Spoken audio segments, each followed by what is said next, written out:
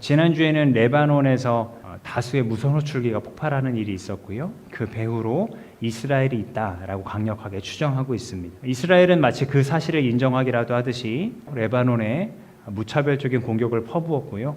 그래서 레바논의 무장 정파인 헤즈볼라도 로켓 공격으로 이스라엘의 수도를 때렸습니다. 이스라엘과 팔레스타인이 1년 가까이 전쟁을 벌이더니 결국 이란과 또 레바논까지 갈등, 충돌이 확산되고 있습니다. 더는 이런 충돌이 확산되지 않고 조속히 평화를 되찾기 위한 방안들을 간구하길 바라봅니다. 더불어서 3년 가까이 계속되고 있는 우크라이나와 또 러시아의 전쟁도 멈추기를 소망합니다. 근데 여러분 생각해 보시면 이런 무력 충돌만 심화되고 있는 게 아닙니다. 총만 들지 않았지, 칼만 들지 않았지, 정치, 경제, 사회 어디에서나 이 양극단의 갈등이 굉장히 두드러지는 요즘입니다. 사회가 이렇게 양극단으로 흘러갈 때 각 단체 또 집단이 주장하는 것이나 이해관계가 너무 견고해서 쉽게 무너지지도 않을 뿐더러 우리 편 그리고 우리 편이 아닌 대상을 구분하고 그 상대방을 적으로 공격하기도 합니다. 어느 정도의 갈등은 사회 발전을 위해 필요하다고도 합니다. 하지만 이런 식으로 극단적인 갈등 또 개인과 집단을 구분하는 이런 분열은 결국 사회를 무너뜨리고 말 겁니다. 어떻게 보면 이제 개인이나 내가 속한 집단을 우선시하는 것은 자연스러운 현상일지 모르겠습니다. 다만 이것이 신앙의 측면에서 생각할 때 이건 자연스러운 인간의 욕구라고 두는 것이 과연 옳은 것인가 신중할 필요가 있습니다. 오늘 복음서 말씀은 지난주 이야기와 동일한 장소에서 이루어진 대화를 담고 있는데요. 첫째가 되려는 사람은 꼴찌가 되어서 모든 사람을 섬겨야 한다. 예수님 말씀하셨잖아요. 그렇게 말씀하고 계실 때 요한이 예수님께 이런 얘기를 합니다. 우리 그룹 밖에 있는 사람이 선생님, 곧 예수님의 이름으로 귀신을 쫓아내기에 우리가 그 사람을 제지했습니다. 못하도록 막았습니다. 하는 거예요. 어린아이 같은 자를 영접하라 말씀하고 계시는데 왜 요한은 이런 얘기를 갑자기 꺼냈을까요? 그리고 굳이 귀신을 내쫓았다는데 그것을 왜 하지 못하도록 막았을까요? 짐작이 가는 것이 있습니다. 오늘 말씀이 포함된 마가복음 9장 앞쪽에 보면 14절부터 29절에 한 귀신 들린 아이가 나오고요. 이 아이를 고쳐달라고 제자들에게 이 아이의 아버지가 데리고 왔어요. 하지만 제자들은 어떤 수로도 이 아이에게 있는 귀신을 내쫓지 못했습니다. 제자들의 그런 모습을 보니까 아이의 아버지도 낙담해서 예수님이 나타나셨는데 할 수 있거든 이 아이 좀 고쳐주십시오 라고 얘기를 합니다. 그러니까 예수님이 할 수 있거든이 무슨 말이냐 라고 말씀하시면서 당장 그 아이에게 있는 귀신 보고 나가라 명하셨고 그 아이는 회복되었습니다. 제자들은 자신들은 그렇게 귀신을 쫓아내지 못했는데 정작 우리 그룹에 있지 않은 다른 사람이 예수님의 이름으로 귀신을 내쫓는 걸 보니까 아마 셈을 내지 않았을까 생각이 듭니다. 제가 이렇게 생각하는 것은 오늘 구약 말씀에서도 비슷한 이야기가 등장하기 때문입니다. 백성들이 모세에게 뭐라고 불평불만했나요? 우리에게 고기를 달라. 이집트에서는 우리가 마늘도 먹고 부추도 먹고 수박도 먹고 오이도 먹었는데 우리에겐 왜 이 만나밖에 없냐라고 모세에게 불평불만을 했습니다. 이 만나라는 것은 사실 백성들이 먹을 것이 없을 때 하나님께서 내려주신 신비한 음식이거든요. 그런데 그 만나 질렸다고 이집트에서 먹던 게 좋다고 불평불만하는 거예요. 모세가 불평불만을 듣다가 이골이 났습니다. 지쳤습니다. 하나님께 차라리 나를 죽여달라고 말할 정도였습니다. 그래서 하나님께서는 노하셨지만 모세의 얼굴을 보고 또 그의 기도를 들으시고 모세의 짐을 덜어주시기로 합니다. 백성들 가운데 지도자라 할 만한 사람 70명을 뽑아라 라고 말씀하세요. 그래서 모세가 그 70명을 부르니까 모세에게 임했던 하나님의 영이 그 70명의 사람들에게도 임해서 그들이 예언을 하였습니다. 그때 모이라고 한 70명의 명단은 있었지만 거기에 모이지 않고 자기 장막에 있던 두 사람이 있었습니다. 근데 이 사람들도 예언을 하는 거예요. 그들에게도 하나님의 영이 임한 거예요. 이것을 어떤 이가 모세에게 보고했어요. 이것을 옆에서 듣고 있던 여호수아가 아니 이거 못하게 되는 거 아닙니까? 모이라고 했는데 오지 않은 그 사람들, 불순종한 그 사람들이 예언을 하는 게 맞습니까? 라고 따져 물었어요. 그때 모세가 이렇게 얘기를 해요. 네가 나를 두고 질투하느냐? 나는 오히려 주님께서 주님의 백성 모두에게 그의 영을 주셔서 그들 모두가 예언자가 되었으면 좋겠다. 그러니까 아마 복음서 이야기에서도 요한을 비롯한 제자들이 자기들 그룹 밖에 있는 사람이 예수님의 이름으로 귀신 내쫓는 것을 질투하지 않았나 생각을 합니다. 사실 추측할 뿐이지만 분명한 건 있어요. 요한과 제자들이 우리 편과 우리 편이 아닌 편 확실하게 구분하고 있었다는 거예요. 요한과 제자들의 이야기를 듣고 예수님은 어떻게 반응하셨는지 우리 봐야겠죠? 막지 말아라. 내 이름으로 기적을 행하고 나서 나를 욕할 사람은 아무도 없기 때문이다. 우리를 반대하지 않는 사람은 우리를 지지하는 사람이다. 예수님은 오히려 그들을 인정해 주시고 지지해 주십니다. 그러면서 하시는 말씀이 너희가, 제자들을 말씀하시는 거예요. 너희가 그리스도의 사람이라고 너희에게 물 한 잔이라도 대접하는 사람이 있다면 그 물을 대접한 사람은 결코 상을 잃지 않을 것이다 라고 말씀해 주십니다. 그렇게 물 한 잔 주는 최소한의 성의만으로도 상을 잃지 않는다는 거예요.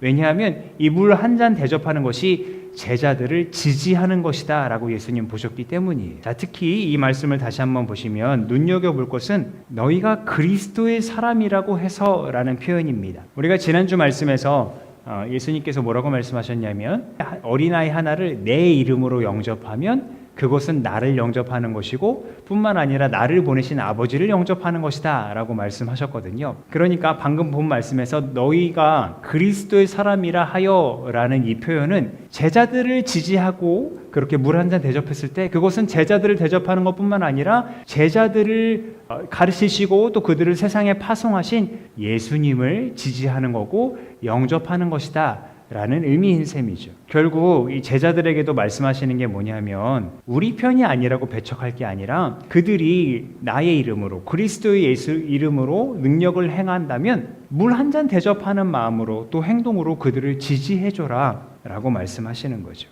그러나 지지하지 않으면 어떻게 될까요? 이어지는 예수님의 말씀은 우리의 눈을 휘둥그레하게 만듭니다. 예수님을 믿는 자들 가운데 작은 자 하나라도 죄를 짓게 하면 차라리 맷돌을 목에 메고 바다에 빠지래요. 죄를 짓게 한다는 건 넘어지게 한다라는 의미도 있는데요. 도대체 무슨 죄를 짓게 했길래, 도대체 얼마나 심하게 넘어지게 했길래 맷돌을 메고 바다에 빠지는 게 낫다라고까지 말씀하시는 걸까요? 문맥을 고려하자면 아마도 이 죄를 짓게 한다는 것은 예수의 이름을 믿고 능력 행하는 것을 막는 것, 이것이 죄를 짓게 하는 것이다 라고 생각할 수 있습니다. 다시 한번요. 예수의 이름으로 능력을 행하고 그 이름을 신뢰하면서 살아가지 못하게 막는 것이 죄다 라고 하는 거예요. 다시 말해서 예수님의 제자로 살아가지 못하게 막는 것, 그러면 그것이 죄가 된다 말씀하십니다. 우리는 되지만 너희는 안 돼 하는 식으로 이런 배타적인 인식과 행동은 예수님이 선포하셨던 하나님 나라 확장에 아무런 도움이 되지 않습니다. 다른 누군가가 예수 그리스도의 제자가 되고 또 하나님 나라를 소망하며 살아가고자 할 때 그것을 방해하고 막는다면 어떻게 그 막는 사람에게 하나님 나라의 상이 있겠습니까? 그러니 차라리 맷돌을 메고 바다에 빠져라 말씀하시는 거예요.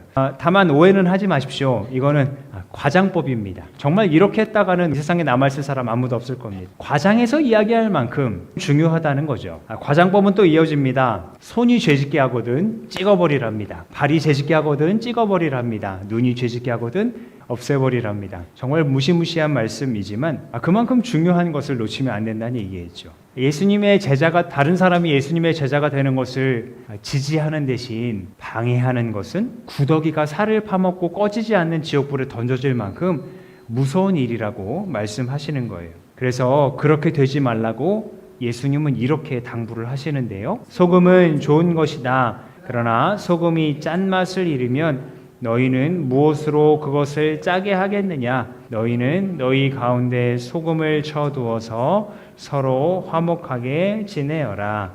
아멘. 소금이 맛을 잃을 수 있을까요? 본래 순수한 소금은 맛을 잃지 않는답니다. 왜 그러면 소금이 맛을 잃는다라고 표현하셨을까? 당시에는 바위에서 소금을 채취하는 경우들이 있었대요. 소금을 채취하다 보면 불순물들이 들어가게 되고 시간이 지나면 소금은 썩지 않지만 거기에 섞여 들어간 불순물들이 변하면서 마치 소금이 맛이 변한 것처럼 그렇게 됐다고 합니다. 결국 소금이 맛을 잃었다라고 하신 것은 예수님을 따르는 제자로서의 본질을 잃었다 라는 것을 표현하신 거다 하겠습니다. 그러니까 소금을 쳐더라 하는 것은 제자로서의 본질을 잃지 말아라 하는 강조이겠죠. 그런데 중요한 것은 역시 여기에도 보면 어디에 소금을 쳐두라고 해요? 너희 가운데 너희 가운데 소금을 쳐두라고 합니다. 예수님을 믿고 구원받고 그의 가르침대로 살아가려고 하는 사람은 제자로서의 본질을 잃지 않기 위해서 나 혼자만 잘 살면 되는 게 아니라 서로 지지하고 환대해 줄 수 있어야 한다는 거예요.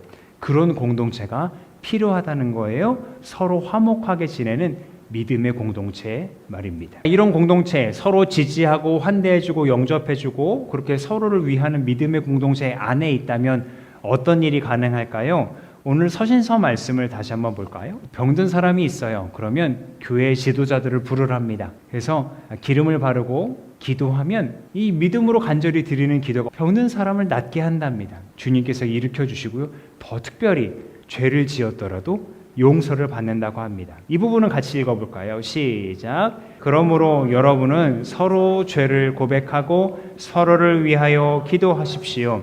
그러면 여러분은 낫게 될 것입니다. 의인이 간절히 비는 기도는 큰 효력을 냅니다. 아멘. 그러니까 예수님의 이름으로 능력 행할 것을 요청하고 또 이에 대해서 지지하고 믿음으로 반응할 때 병에서 낫습니다. 죄에서 용서를 받고요. 누가 잘했네, 잘못했네 따지는 것이 아니라 서로 죄를 고백하고 서로를 위해 기도할 때 그렇게 지지하고 영접할 때 회복의 역사가 일어난다는 거예요. 어디에서요? 믿음의 공동체 안에서요. 그래서 우리가 환대를 이야기하고 영접을 얘기할 때 사실은 좀 막연하기도 하거든요. 우리가 물질로 어떻게 해야 되나? 우리의 시간을 얼마나 들여야 되나?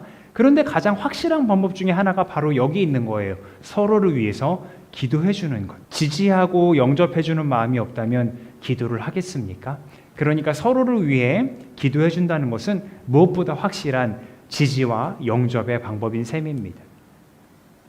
여기서 더 나아가 죄인을 그릇된 길에서 돌아서게 하는 사람은 그 영혼을 죽음에서 구하고 또 많은 죄까지 덮어준다라고 말씀합니다. 그러니까 복음서에서는 작은 자 하나를 죄를 짓게 하면 목에 맷돌을 메고 바다에 떨어져라 이렇게 말씀하셨는데 이 말씀은 그 반대의 예를 얘기하고 있는 거죠. 죄를 짓게 하는 것이 아니라 그 사람을 죄에서 돌이키게 하면 그 영혼을 구할 뿐만 아니라 그 죄까지도 용서받게 할 것이다 라고 말씀하는 거예요. 이런 용서와 회복은 우리가 믿음 안에서 서로 지지하고 영접할 때 가능한 일입니다. 결국 지난주 이야기와 이어지는 오늘 이야기는 이렇게 결론 내릴 수 있겠습니다. 큰 자가 되려 하지 말고 작은 자를 섬기면서 서로를 지지하는 화목한 공동체를 세울 수 있어야 한다고 말입니다. 내 생각만 옳다고 주장하면서 오히려 다른 사람을 넘어지게 하는 자칭 큰 자가 아니라 다른 사람을 지지하고 영접하느라 작은 사람이 될 수도 있지만 그거 두려워하지 않는 사람은 비로소 짠맛을 잃지 않은 소금처럼 예수님의 제자로 살아갈 수 있게 됩니다. 뿐만 아니라 그런 소금 같은 사람으로 말미암아 그가 머문 공동체 역시 화목하게 세워져 갈 줄 믿습니다. 그래서 우리가 그런 소금과 같은 사람이 되어야 되겠습니다. 제자로서의 본질을 잃지 않고 서로를 지지하고 영접하고 환대하는 사람이 되어야겠습니다. 또 그렇게 화목한 공동체를 세워가야 하겠습니다. 우리 한마음교회 비록 작은 공동체이지만 이곳에서 서로를 향한 지지와 환대를 경험하고 그것의 소중함을 알게 될 때 우리가 살아가는 곳에서 가정이 되었든 직장이 되었든 이웃과의 관계가 되었든 그곳에서 우리가 경험한 지지와 환대를 그들에게 펼칠 수 있을 것이고요. 그렇게 선한 영향을 끼칠 때 그곳에 하나님 나라가 확장되는 놀라운 역사를 보게 될 줄 믿습니다. 아멘. 우리 잠시 기도하겠습니다.